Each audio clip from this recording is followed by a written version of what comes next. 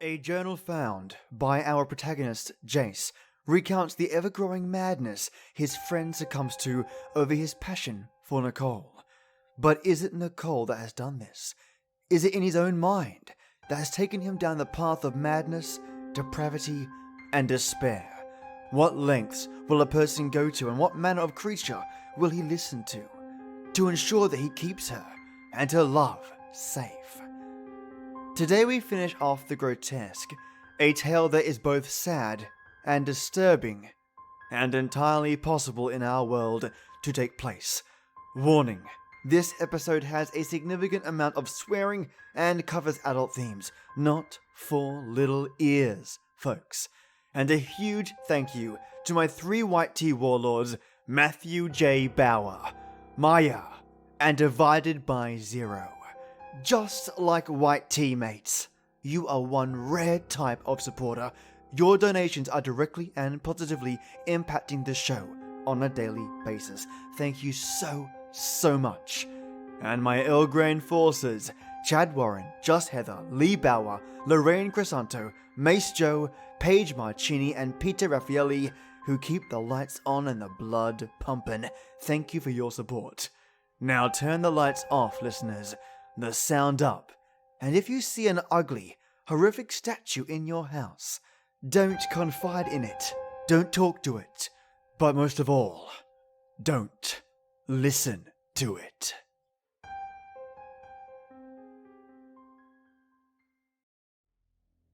Day 7, Monday. Dr. Chen totally approves of the Grotesque. She recommended I keep it in my room, and that I talk to it, telling it my worries, and what is making me angry. I think it's going to give me something to vent at when I'm not calm enough to write it in this journal. It sounded pretty hippy-dippy, but when Nicole texted me earlier this evening to say she wasn't feeling well and didn't want to hang out tonight, I began talking to the little clay creature about how that upset me, and afterwards, I felt oddly better. I wonder if Nicole talks to hers too. Day 8, Tuesday. Nicole still wasn't feeling well today. Reckons it is the start of flu or something, and didn't meet me for lunch. I decided to go over to help and bring her some food and flu remedies from the pharmacy. I don't mind. Just getting to see her is enough for me. In the supermarket, I took much longer than I normally would, agonizing over which juice she might prefer and what would be the best soup to bring her. It felt so important to get everything perfect, because she is perfect. When I got to her building, I almost sprinted up the stairs to her 4th floor apartment. I had butterflies in my stomach waiting at the door. She answered wearing a dressing gown. Her eyes looked a little watery and her nose was chapped and a little red from tissues, but she still looked amazing. She said she didn't want to kiss me in case I caught her flu. I didn't care if I caught it. I'd catch plague for her. We watched TV and talked all afternoon and the evening. I asked her if she talks to her Grotesque. She does. Day 9, Wednesday. Nicole wanted to spend the day in bed recovering from flu. I spent the day with Jase and our friends Kenny and Chris. Went to the game store, second-hand record store, talked a bit. Wonder when Nicole will be feeling better again. I texted her a couple of times, only got one reply. Hope she's okay. It might not sound like much, but that was the first day in what seemed like ages that I was able to convince Pat to come out with us for more than an hour or so. He didn't talk much, and we all found that strange. He was never normally so quiet, and although he seemed alive with energy, so much so that it seemed his body twitched with the effort to contain it, nothing seemed to interest him for more than a couple of seconds. It was like he just didn't care. Like something was preying on his mind, driving him to distraction. We were all worried, and told him so, but he shrugged it off.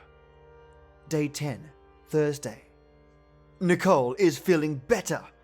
I went round earlier and we had breakfast together.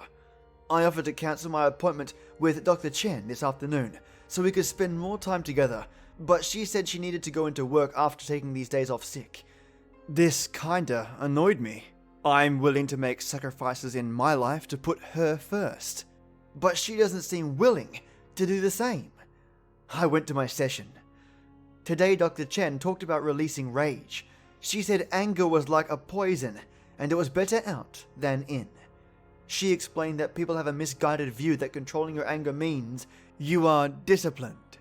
But in fact, people who can find the focus of their rage and direct it accurately can channel untapped power beyond anything they've ever done before. It's when anger spills out all over the place that things get messy. That makes sense to me. I had to admit this is not what I expected from counseling. Day 11 and 12, Friday night and Saturday. I'm not really in the mood to write an update. What the hell. Went out tonight with Nicole for a party. Was excited to introduce her to my friends. Everything was fine at first. Jason didn't seem impressed. I thought he'd be supportive of my new relationship. I'm really happy with Nicole. Everyone else thought she was great, of course. In fact, I think a few guys were a little too friendly with her. In fact, I'm sure they were trying to flirt with her. Was she flirting back? I don't know. I had to leave before Jason could notice and rub it in my face. He is just jealous because I found the perfect girl. He'll try to pick it apart. He made fun of me when I told him I felt something really special for Nicole. I can't give him a chance to prove he was right for not taking me seriously, because I love Nicole. I honestly have no idea where he got the idea that I would try to pick his relationship apart. I was happy for Pat. A little concerned for him, sure, but Nicole seemed really nice, and I was pleased for them both. He had seemed on edge that night, didn't drink much, didn't socialize much. Nicole was being friendly, chatting to a bunch of us guys and girls. I didn't notice her flirt with anyone. But at around midnight, he pulled her to one side. I heard them having a hushed but agitated conversation, and they abruptly left. It hurts me imagining Pat saw me as someone who would resent his newfound happiness. That must have been why he was so resistant to the help I tried to offer him later on. No wonder. It all makes sense. Day 13, Sunday. I feel shitty. Last entry was in the early hours of day 12 after that party. Waste of time. My friends are all idiots. I fell asleep as afternoon was approaching and slept the day away at Nicole's apartment. It is so wonderful being in bed next to her. She was a bit upset that I had wanted to leave the party early the other night, but I explained that I just wasn't comfortable and she accepted it. She's so understanding. I felt immediately better once we were alone. We lay in bed as we normally do, with me spooning her soft, slim frame, one arm draped around her waist, holding her hand tightly. I feel so safe there, so calm. Day 14. Met Jason at class today. He didn't meet my eye. I suddenly felt a stab of guilt for being such a jerk to him the other night. I apologized. He said it was cool. I didn't explain everything to him though, just in case. I had another appointment with Dr. Chen this afternoon. She asked me if I was acting on my anger, but acting appropriately. I said I thought so. She said I must offer kindness to those who deserve it instead of wasting love on ingrates. When walking in open territory, bother no one. If someone bothers me, ask him to stop. If he does not stop, destroy him. What strange advice. It kind of makes sense, though. Day 15, Tuesday. I can't stand living in the dorms anymore.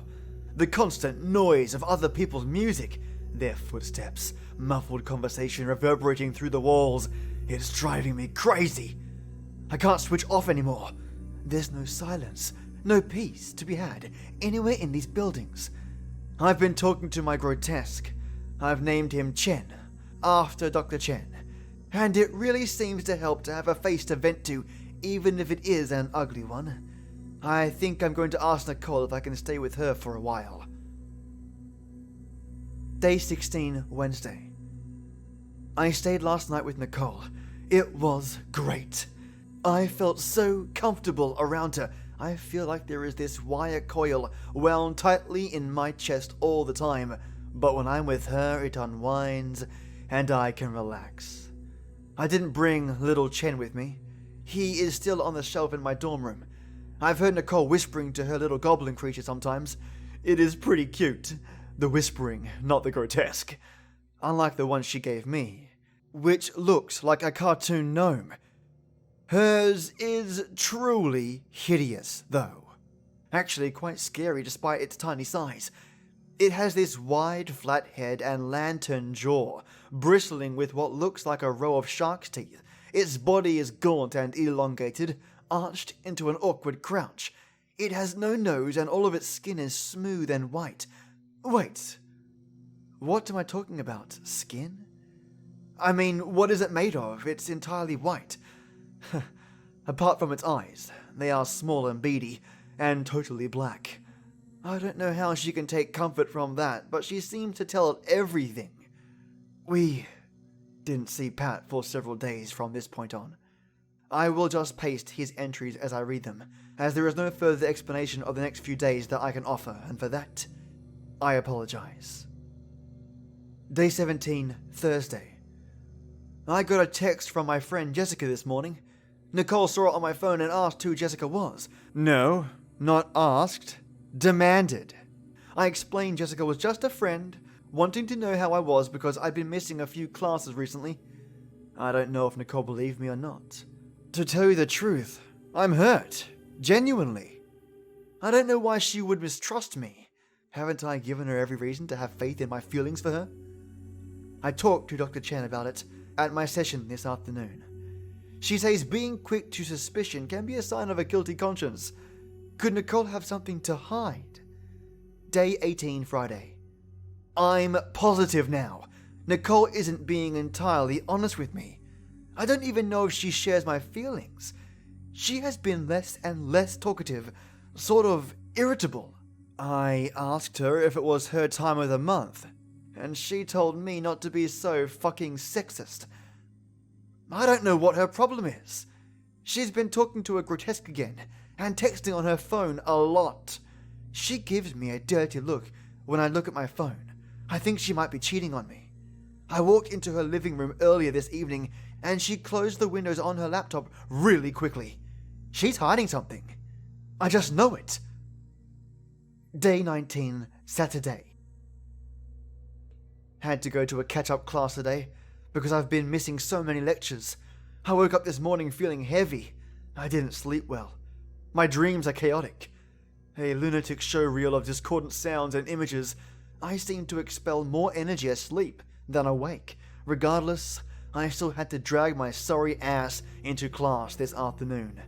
Nicole went to work. She hardly said goodbye this morning. I'm sure she's cheating on me. Maybe with the manager from work. I don't know, but I know she's hiding something from me. Class today was pointless. I didn't absorb anything. I couldn't focus my mind. Is it any wonder? I could hardly hear the lecturer over the sound of people breathing, whispering, the scratching of pens against paper, the rattling click of keyboards, the humming of the heating system, footsteps in the hall outside of the classroom, the shuffling of bodies in their seats, their clothes rustling, people clearing their throats, sighing. I swear I could practically hear their hearts beating. My head hurts. Walking back to Nicole's apartment in the early evening, I felt like the shadows lengthened faster than normal for this time of year, as if they were reaching out to touch me as I hurried along the quiet streets. I didn't see anyone around, but I felt watched. I'm starting to wish she lived nearer to the college, or at least a busier side of town. She still isn't home. She should have finished work over an hour ago. What is she up to? Day 20, Sunday. I'm at the end of my chain with Nicole. When I confronted her last night about how she'd been out hours after her work had finished, she just brushed my question aside as if it didn't matter. When I pushed the issue, she snapped at me, said she had gone to a bar called Catalan with her friend after work. Said she was tired of me always wanting to stay in on the weekends, not letting her have her fun. I asked her what friend? A guy friend? She said, so what if it was? I don't get her. Why is she acting like this? I have done everything I can for her, and now she's treating me like I don't even matter. Doesn't she understand the only reason I want to go out anymore is because I want to protect her, to be alone with her, because I love her? She refused to discuss things any further, went to bed without me. That's what she does when she wants to end a discussion, just goes to bed. Ignores me if I follow her and keep talking. I don't know what to do. I followed her to work today. I know she only went in on a Sunday to avoid me. I sat in my car across the street from the coffee shop all damn day. Nicole seemed so casual, bright and carefree. I could tell she wasn't even thinking about our fight last night. When her manager came out around lunchtime, she was all smiles. He was leaning over her shoulder as she was writing something behind the register. He was way too close, and she seemed so comfortable with it. That settles it. I know she's fucking him. Day 21, Monday. I didn't go to my appointment with Dr. Chen today. She never calls if I don't show up. It's like it doesn't make a difference. I don't know why I'm even still writing this journal, but weirdly, it does seem to help clear my mind. I can get things straight when I write them down. I feel like my brain is full of static right now. After seeing Nicole cozying up to that guy yesterday, I decided to follow her after work in my car. The coffee shop closed at the usual time, and sure enough, she left with him. They got a cab to the bar Nicole had mentioned the other night, Catalan. It looked like a cheap tapas and beers place. A lot of tacky red lights around the entrance. I didn't follow them inside, just sat in my car and stared at those bright red lights. Even through the glass of my car windows, I felt as though I could almost hear, even feel, the buzzing of the electrical fuses inside those crimson bulbs. The vivid, constant brilliance of those red lights seared into my mind, mocking me with the knowledge that just past their glow was the woman I loved and another man, doing God knows what in that tacky, low-rent bar. I could feel my heart thumping in my chest, my breathing becoming raspy. I gripped the steering wheel so tight, my knuckles went white. The buzz of the electric light was drowned out now. As I could hear my pulse pounding in my inner ears, I was aware of all these things clearly enough to consciously take note of them in my mind, but didn't seem able to snap out of it. I felt sick with anger, jealousy, betrayal. I wanted to know how she could do this, what I had done to deserve this kind of treatment. But at the same time, I didn't care to hear any explanation, any empty apologies. I wanted her to know how much she was hurting me. I don't remember much after that. I think I must have driven back to Nicole's apartment and slept on the couch. That is where I woke up.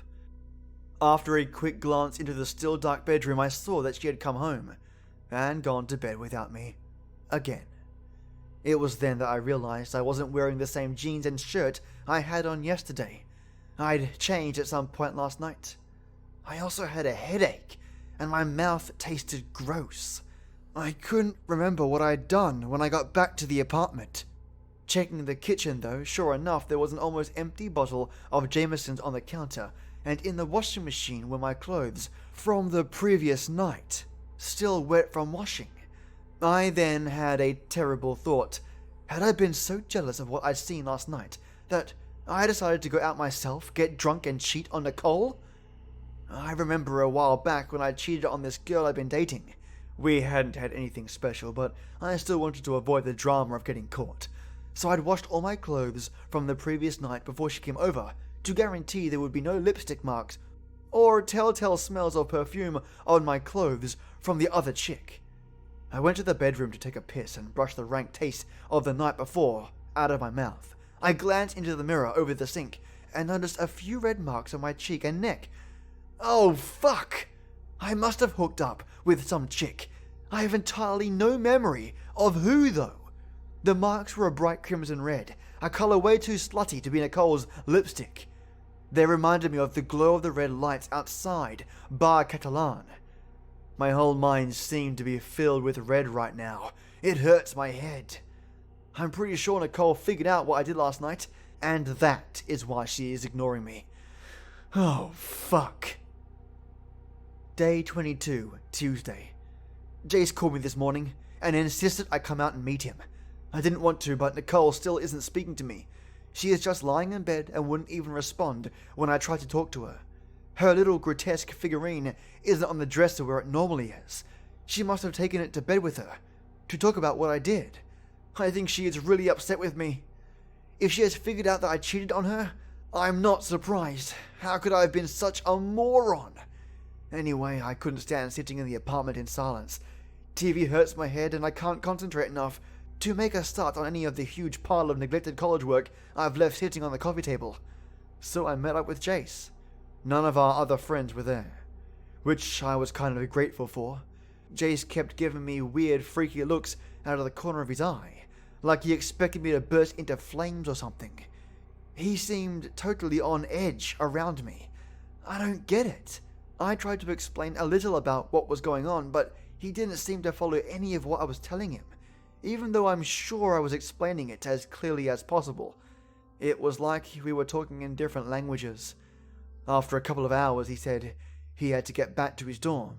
He had an assignment to do, but insisted that if I needed to talk again, I just had to text or call. Sure, Jase, I'll call if I need to talk to someone who will just give me creeped out looks and hardly respond. Thanks a lot. Now, here I feel, again, need to jump in and provide a little dose of reality. I remember that day with Pat as clear as crystal. I should do. It was the last time him and I spent any time together. I did not think I was acting strangely toward him. If I was, I am sincerely sorry that it made him feel he couldn't talk to me. But you need to understand, he was rambling gibberish. Most of what he said was just broken sentences, paranoia, and resentment leaking through between the nonsense. He was jumpy, and that made me jumpy. He wouldn't maintain eye contact, and when I was talking to him, he'd appear to be listening and then suddenly whirl around to stare behind him, and then you'd realize he'd actually been totally ignoring you, listening out for something. Eventually, I couldn't take it anymore. I made my excuse and left.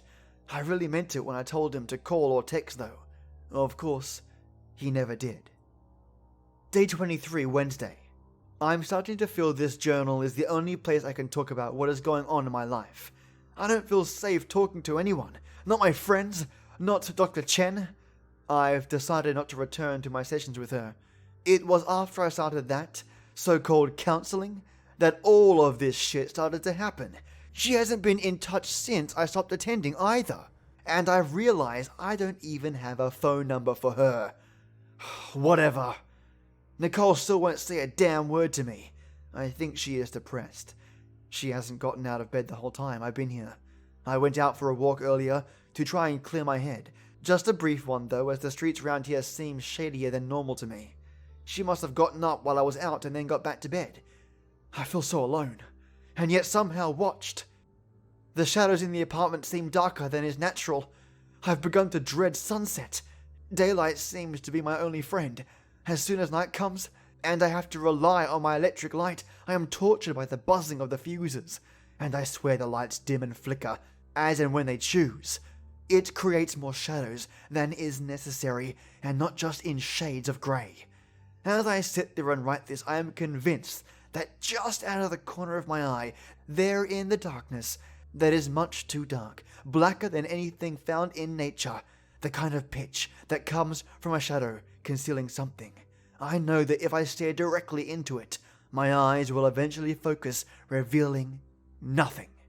But for some reason I cannot force myself to turn and look. My spine is frozen, because if I do turn, I will have shown fear, and whatever is watching me, whatever it is, will know I am scared. Day 25, Friday. It has started watching me during the day now. I can't even sleep on the couch with the blinds drawn and sunlight pouring into the living room. I am still watched. Nicole acts as though I don't exist, just laying in bed, not responding to anything I say. I pace her apartment, trying to relieve some of the frustration and anxiety. I'm beginning to feel crushed beneath the guilt, the confusion, the fear. I know she knows what I did, and I know she's told that fucking grotesque creature. I don't know where it is. It is still missing from its spot on the dresser. I can see most of the bedside table from the bedroom door, even in the half-light, and it isn't there either. I am beginning to feel convinced that it is the present I can sense watching me, following me with its dreadful, beady eyes. I can see, or perhaps feel, the outline of its hideous, deformed features in the shadows. In the corners of every room, its bony, contorted form disappearing just behind a turn in the corridor, or evaporating from view in the crack of a door left ajar. Always there, always gone as soon as I get within my line of sight. And although the figurine is only ever a few inches high, I swear, it is growing, feeding on my fear. I can smell it too. This foul odor has begun to gradually taint the whole apartment. It is trying to drive me insane with anxiety and exhaustion. It is punishing me for hurting Nicole. Day 26, Saturday. I cried today. Cried the agonizing tears of hysterical despair. Nicole will not talk to me, but I cannot bring myself to approach her in bed, to demand a response, to shake her violently until she looks at me. I am too ashamed, too crippled with my own self-loathing that I am the one who, through my own selfish actions, pushed her into a depression so deep she cannot move from her bed.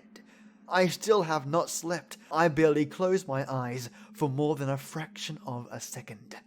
I can't afford to let my guard down. It is getting closer. The grotesque has grown overnight. Yesterday it was a flicker, a silhouette, never taller than the natural extended shadow of the figurine. It would sneak behind corners and watch me with its empty black eyes, its rancid sweet stink wafting in and filling my nostrils, burning my throat. Today, its smell is filling the apartment, but I did not see it all day. I stayed in the sunlight, the rays warming my skin and banishing excess shadows, but not calming me. I haven't eaten in several days, haven't been able to eat. It is making me weak. While in the comparative safety of the sunlight, I went into the kitchen and tried to eat a sandwich. It tasted hardly of anything. Swallowing was difficult. The muscles in my throat didn't seem to want to cooperate. After gulping down a glass of water to try and flush the food in my stomach, I was overcome with nausea. I sprinted to the bathroom and dropped to my knees, hugging the cold porcelain bowl, the rough chunks of my own meal for 3 days forcing their way back up my gullet. The water I had drunk still cold as it flooded my mouth and splashed into the toilet. After spitting a couple of times and clearing my throat, I got shakily back to my feet. I turned on the cold water in the sink and washed my face. As I straightened up and looked into the bathroom mirror, I felt my heart lurch in my chest. I blinked and it was gone. But there is no denying that for that sliver of a fraction of a second, there was the figure of the grotesque behind me, just outside the bathroom door. Its crooked form stood taller than any human now, long limbs and pallid body crouching almost double under the confines of the apartment ceiling. Its low-slung jaw gaping wide, revealing the vicious, jagged teeth of no earthly creature, its cavernous mouth like a black hole into oblivion, waiting to swallow all living things. It seemed almost eyeless, only 2 slightly shining points in its huge, warped, waxy head. No iris or pupils to follow, but there was no question that it was staring directly at me. Before my brain could comprehend the instinctive terror of being the prey, searing through my body like shards of ice piercing outward from my heart, it was gone again. I stood there, motionless, breathless, for what seemed like an eternity before I had the courage to peer, trembling, into the corridor to see nothing. The smell of it is overpowering now. I could hardly breathe, but I still tried to beg for forgiveness from Nicole in the hope that she would call the thing off. I approached her bedside. It was so dark. I reached my hand out to hold hers. All I felt was the cold, moist skin of the grotesque under my fingers, and I ran from the room feeling the shadows writhe around me. I know that to try and leave would only anger the thing more. Oh, please, God, help me. Protect me from the vengeance of this creature. I am so sorry for what I've done. Do not let it punish me further. Day 26, Saturday. The final journal. I concede. I am a wreck. I am broken. The grotesque has won, and rightly so. Nicole told me that she told it everything, that it would protect her. It has seen inside of me. Its hollow eyes have violated my very soul, and it has found me unworthy of her. I am doomed by my own actions. It will never let me leave.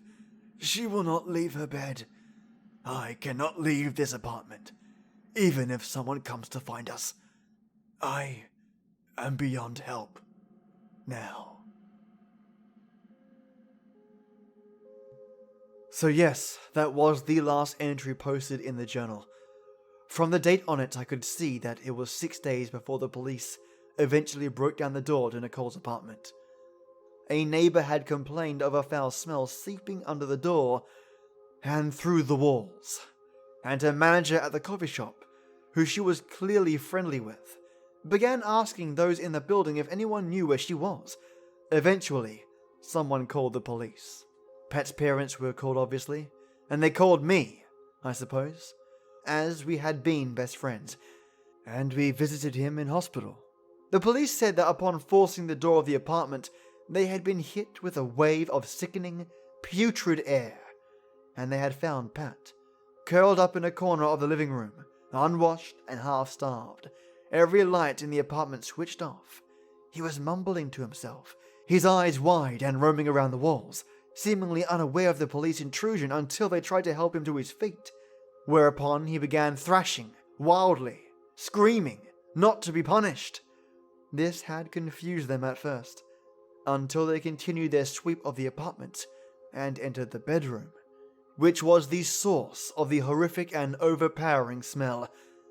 Swinging the door inward, a massive cloud of flies was disturbed and filled the air, landing on the walls and ceiling. Approaching the bed, they saw what appeared to be a figure asleep until someone switched on the overhead light.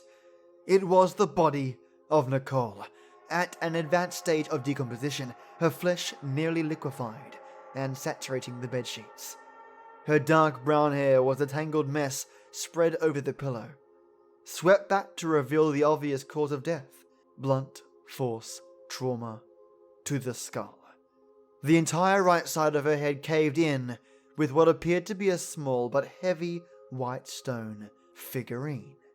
She had apparently put up something of a fight, as her fingernails were split from clawing at her attacker. The cream-colored wallpaper was stained a brownish red, with huge splatter marks of now crumbling congealed blood, as she had obviously been struck several times with the ornament. Pat was immediately arrested and taken directly to hospital. I feel utterly useless sitting in the uncomfortable plastic chair, under the fluorescent hospital lighting, looking at the figure strapped to the bed. I didn't recognize him, could hardly understand a word he said. I picked out red and grotesque, that's about it. I wasn't going to be any help to his parents or the police. I told them everything I could, but I don't think it amounted to much. Someone had tried to find contact details of Dr. Chen, of which I'd informed them that Pat was seeing her, but there was no listed phone number and nobody could find any records of a counselor or therapist locally under that name. She seemed to have disappeared, if she ever existed in the first place. Since nobody else ever saw her, it now seems entirely possible she was just a figment of what was turning out to be Pat's very fractured mind. As far as anyone could tell, Pat had gone insane with jealousy, bludgeoned to death that night, after she got home from the bar. Whether he was already drunk when he killed her was up for debate, but he had certainly gotten drunk and either before or afterward proceeded to wash his bloodstained clothes and cut off all contact with the outside world, convincing himself she was just sleeping. Even now, he didn't seem to be aware of what he had done, concerned more about being pursued by some creature. Initially, police and doctors had assumed his impassioned pleas not to be punished were directed at the authorities in relation to his crime. It is only now that I begin to hear them, echoed in my head, in an entirely different context. The press obviously got wind of the bizarre nature of the incident, and by the second night, Pat was under observation, and there were a couple of reporters loitering in the hospital lobby. I had ducked by them quickly, but glancing back saw that Pat's parents weren't as quick and had been cornered. I felt a painful lump in my throat as I saw their faces twisted in confusion and grief as they were bombarded with questions. I began to walk back to try and offer some kind of distraction to the reporters, so that perhaps Pat's mother and father could slip away unnoticed. "Is it true he smashed her head in with a gargoyle?" crudely demanded one of the reporters, pushing forward a recorder. "No," I interrupted before Pat's father had a chance to say no or tell him to fuck off, or even take a deserving swipe at the man's head. "I think it's called a grotesque." To my knowledge, the object is still sitting in an evidence locker somewhere. Though I know it had no power itself, I can't help but take some comfort in the knowledge it is locked away forever. Wowza, such a great story. As I read through this tale, when did it click to you that he had murdered Nicole? That the flies were the shadows, the stench her body, and the weakness in him derived from not eating anything? For me, when Pat mentioned the stench, I clued in. But I wasn't so sharp on the shadows and what made them up. His hallucinations of the grotesque had me wondering and second-guessing if what he was seeing was actually real. Or a hallucination, in fact. So that was a neat twist. The horrible part is assuming that the object wasn't in fact cursed. That it was indeed the unknown trigger to send Pat off into the deep end. It's just awful and scarily possible. Mates, have a kick-ass weekend. I'm going to be with you next Monday and hunting for a different kind of story, so stick with me then. Stay awesome, which isn't hard for you guys and gals, and as always, till next we meet.